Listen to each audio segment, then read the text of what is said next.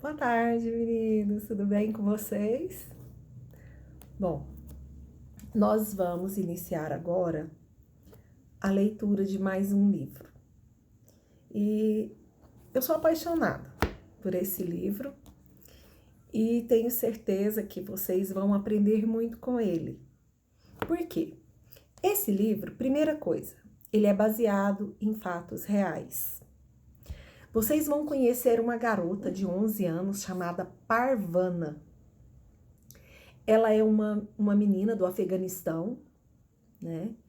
E como no Afeganistão é muito diferente do nosso modo de viver, vocês vão aprender muito. E a Parvana, ela não representa uma menina, ela representa a história de um povo. Porque quando Deborah Ellis, o livro é de Deborah Ellis, ele se chama A Outra Face, né? A Outra Face de Deborah Ellis. Então, quando Deborah Ellis, antes dela escrever essa história, ela viajou para o Afeganistão no pós-guerra, porque o Afeganistão, eles viveram mais de 20 anos em guerra. Ela viajou para lá e entrevistou várias pessoas que tinham vivido ali naquele momento de guerra.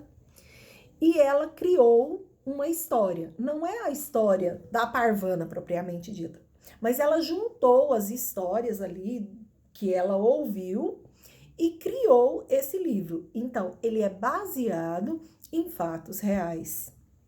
E vocês vão ficar assim impressionados, né? Quando às vezes a gente reclama, fala, ai, minha vida é tão ruim, minha vida é sem graça, minha vida é isso, minha vida é aquilo.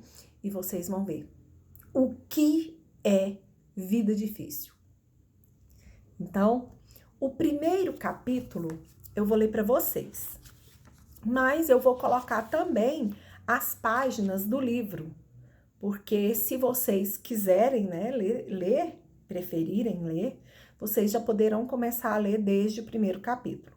O segundo capítulo em diante, eu vou simplesmente, não vou mais mandar vídeo, tá bom? Serão só as páginas mesmo, para vocês mesmos lerem. E vocês vão deixando esse resumo, tá? No caderno, enviando para mim a cada final de aula. Você fez o resumo do capítulo 1, vai mandar a foto do capítulo 1. 2 e 3, vai mandar a foto do 2 e 3. Então, cada final de aula, você vai mandar o resumo para mim. E vai deixar no caderno também, não percam. Quando nós retornarmos, você vai precisar dele. Combinado? Então tá. Uma flor entre as ruínas. Venha conhecer uma menina inesquecível. O nome dela é Parvana. E ela vive no Afeganistão, em tempos muito duros. Nem vou contar nada da vida dela para não estragar a surpresa da sua leitura. Mas posso garantir que ela é uma danadinha de valente. E você não vai resistir, vai se sentir amigo dela para valer. Admirando a sua firmeza, preocupado com os perigos pelos quais ela passa.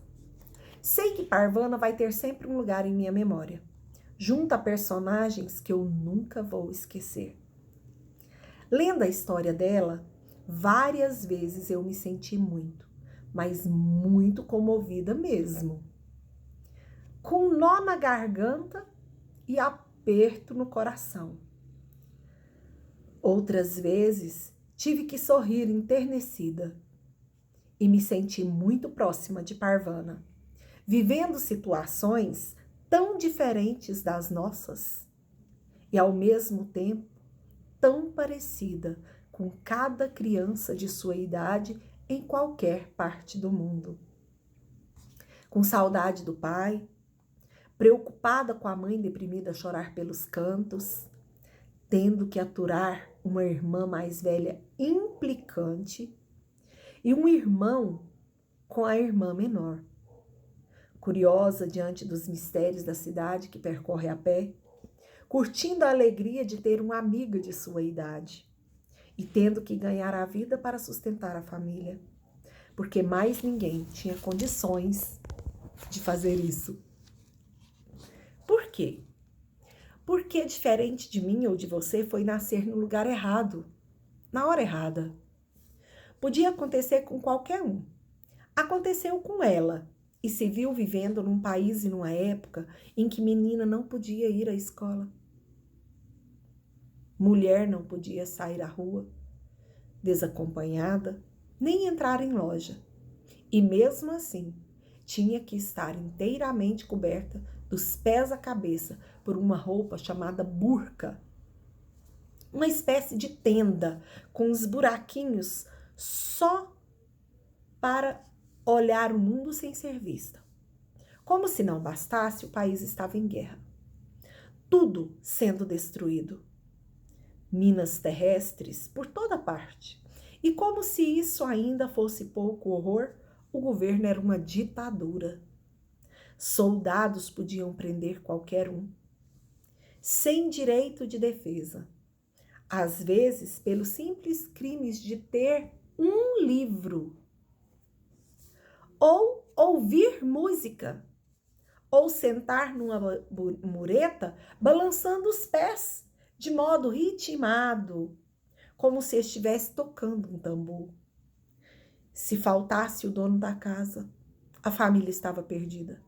Não podia sair nem para comprar comida, ou tomar sol, andar ao ar livre. Mas quando isso acontece com a família de Parvana, eles têm uma boa ideia. Este livro conta qual foi e o que aconteceu a partir daí. Uma história de resistência e esperança. Uma esperança absurda e tênue, como uma florzinha frágil a irromper por entre as ruínas e apostar no futuro. Plantada por Parvana. Não é exatamente uma história real, mas é como se fosse, porque é a mistura de várias histórias reais. A autora esteve por muito tempo em vários acampamentos de refugiados afegãos, entrevistando pessoas diferentes e registrando suas histórias. E soube transportar essas experiências com grande intensidade para o livro. De uma forma simples e direta, mas muito emocionante. Não é uma linguagem de jornalista, nem de professora, nem de quem esteja fazendo um discurso político. É sempre o tom de quem conta bem uma história de perto, colada na personagem. E apesar disso, informa, ensina e desperta solidariedade. Muitas vezes, a gente ouve dizer que a leitura é uma viagem, pois poucas leituras recentes me fizeram viajar tanto quanto a deste livro. Por um lado, ele me transportou para um país fascinante, com uma cultura milenar e riquíssima, que já atraiu viajantes como Marco Polo e que eu tinha muita vontade de ter conhecido, o Afeganistão. Por outro lado, essas páginas me levaram a um tempo a que eu jamais gostaria de ter ido. A época do domínio dos talibãs, os religiosos fundamentalistas que governaram ditatorialmente o país e proibiram tudo. Um horror, principalmente para as mulheres. Uma coisa assustadora, mas que a gente tem de saber. Para conhecer melhor os outros e o mundo onde vivemos. Para não deixar nunca esse tipo de governo totalitário se aproximar de nós. Para reforçar a ideia de que a liberdade, o respeito aos direitos, a valorização da educação e a igualdade de oportunidade para as mulheres são essenciais em qualquer sociedade. Isso foi uma avaliação do livro feito pela Ana Maria Machado. Agora, nós iniciamos o capítulo 1. Então, capítulo 1. Eu consigo ler essa carta tão bem quanto meu pai. Parvana sussurrou por entre as dobras do seu chador. É uma coisa que as meninas usam para cobrir o cabelo e o ombro. Quer dizer, quase tão bem. Ela não ousava dizer isso em voz alta. O homem sentado ao lado de seu pai não ia querer ouvir a sua voz. Nem ele, nem ninguém no mercado de Cabul. Parvana estava lá só para ajudar o pai a andar até o mercado e voltar para casa depois do trabalho. Ficava sentada mais atrás, sobre o cobertor, com a cabeça e a maior parte do rosto cobertos pelo chador. Na verdade, não deveria nem estar na rua. Os talibãs tinham ordenado que todas as meninas e mulheres no Afeganistão ficassem dentro de casa. Eles até proibiram as meninas de ir à escola. Parvana teve que abandonar sua classe de 6ª série e sua irmã Noória também não pôde continuar os estudos. A mãe tinha sido demitida do emprego de redatora numa estação de rádio de Cabul. Já fazia mais de um ano que eles todos estavam vivendo confinados em um quarto, junto com Marianne, de 5 anos, e Ali, de 2. Quase todos os dias, Parvana saía por algumas horas para ajudar seu pai a andar. Ela gostava muito de estar fora de casa, mesmo que fosse para ficar horas sentada num cobertor, estendido no chão duro do mercado. Pelo menos tinha alguma coisa para fazer. Já estava até acostumada a controlar a língua e esconder o rosto. Para uma menina de 11 anos, Parvana era bem pequena. Por isso, em geral, conseguia passar despercebida e ficar na rua sem ser questionada.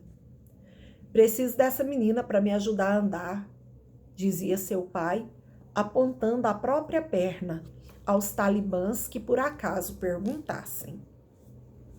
Ele havia perdido a parte inferior da perna, quando a escola onde ele dava aulas foi bombardeada. E de alguma forma ele também tinha se ferido por dentro. Estava sempre cansado. Eu não tenho filho homem em casa, o que tem é apenas um bebê, ele explicava.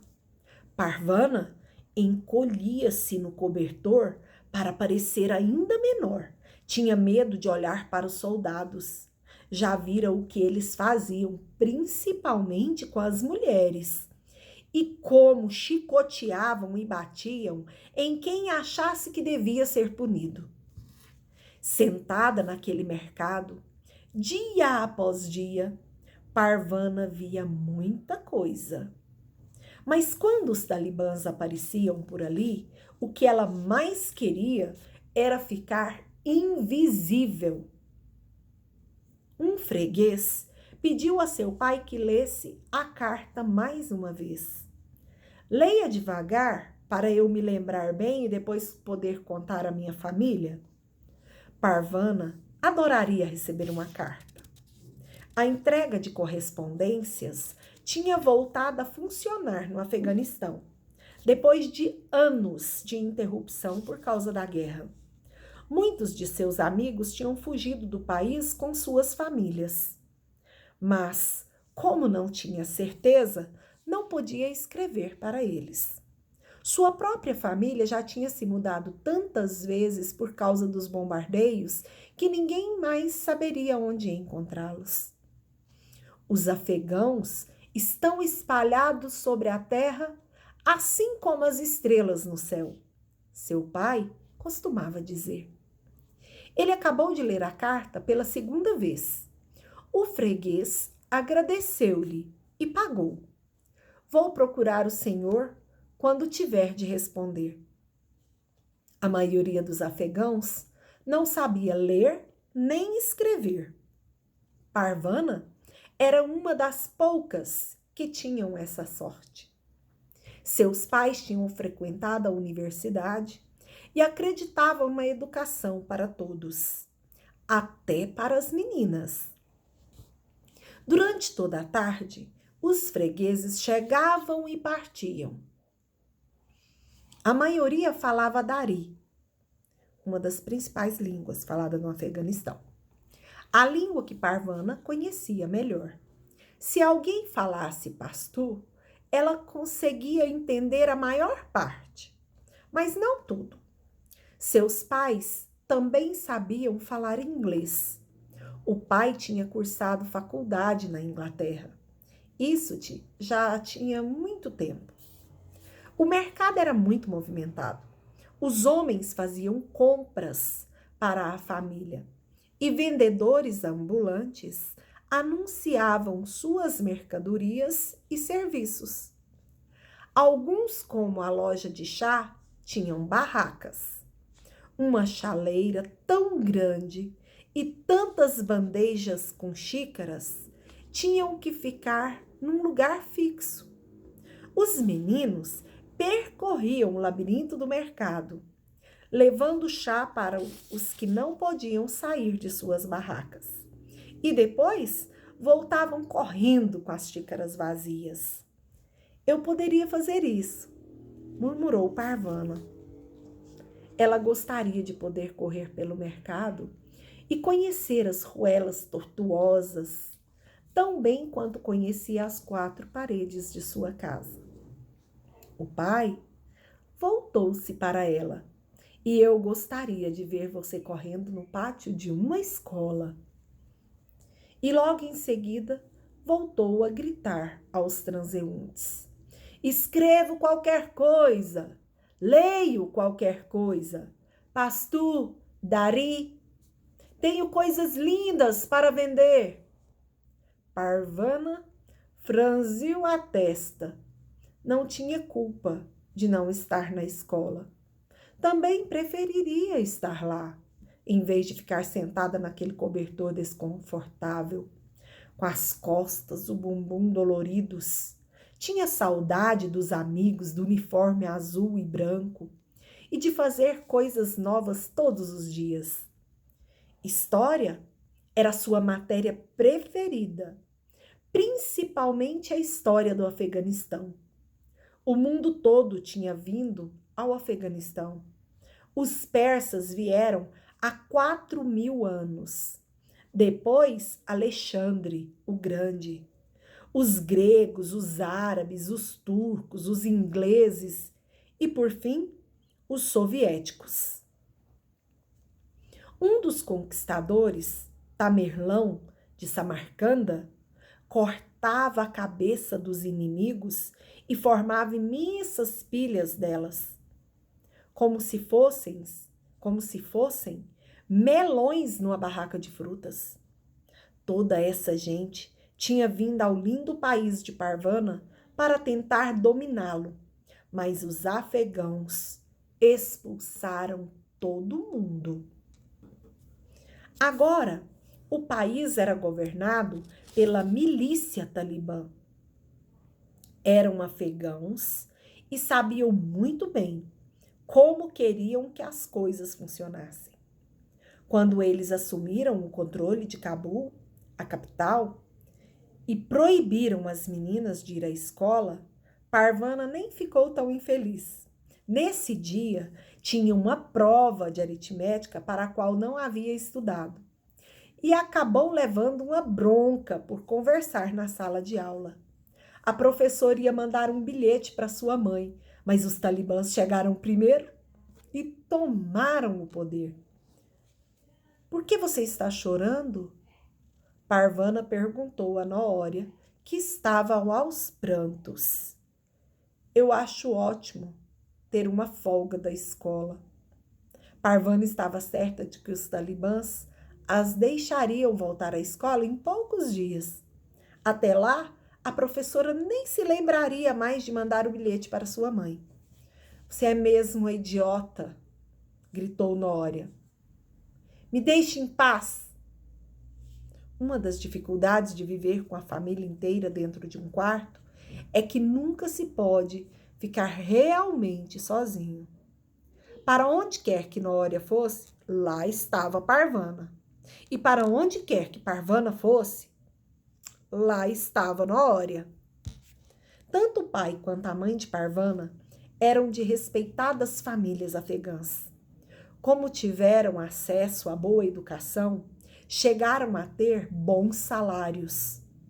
Viviam numa casa grande, com pátio, tinham 2 empregados, televisão, geladeira, carro. Nória tinha seu próprio quarto.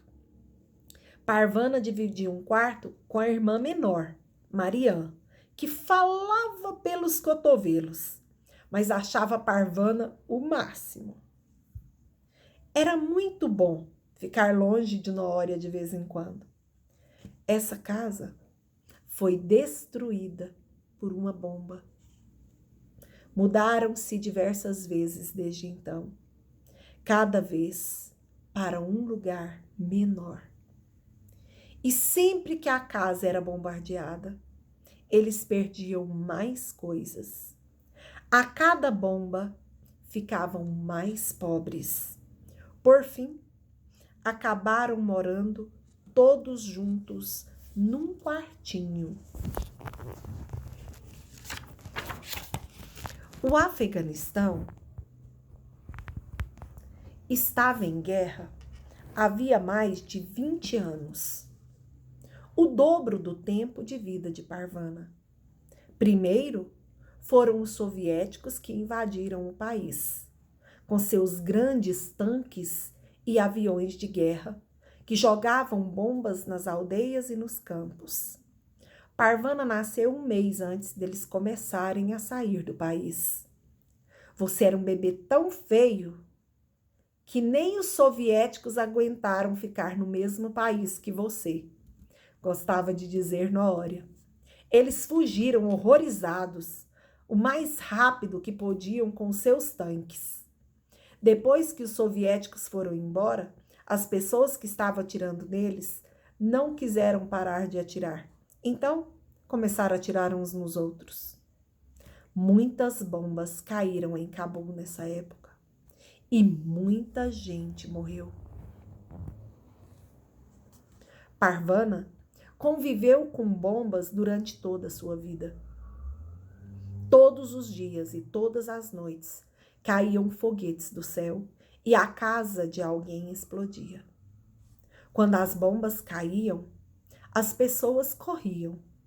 Primeiro corriam para um lado, depois para o outro, procurando algum lugar onde as bombas não as encontrassem.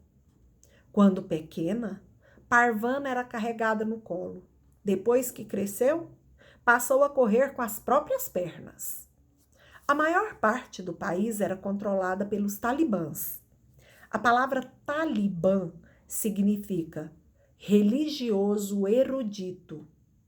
Mas Parvana aprendera com seu pai que a religião ensinava as pessoas a ser mais humanas, mais gentis.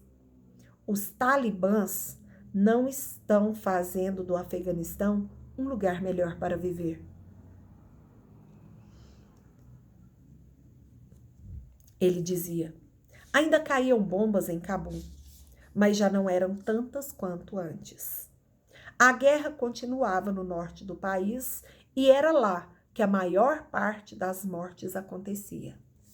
Depois de atender mais alguns fregueses, o pai de Parvana decidiu encerrar os trabalhos do dia. Parvana levantou-se de um salto, mas caiu em seguida. Seu pé estava dormente. Ela o esfregou, tentou novamente e desta vez conseguiu se levantar. Primeiro eles juntaram os pequenos objetos que estavam tentando vender, pratos, fronhas, enfeites para casa, coisas que tinham resistido aos bombardeios. Como muitos afegãos, eles também vendiam o que pudessem. A mãe e Nória checavam regularmente o que havia sobrado dos pertences da família para ver o que podia ser dispensado. Eram tantos vendendo suas tralhas em Cabul que Parvana achava incrível ainda ter sobrado gente para comprá-las. O pai guardou as canetas e o papel de carta na bolsa a tiracolo. Apoiando-se na bengala e segurando o braço de Parvana, ele conseguiu se levantar. Ela sacudiu a poeira do cobertor, dobrou e os dois tomaram o caminho de casa.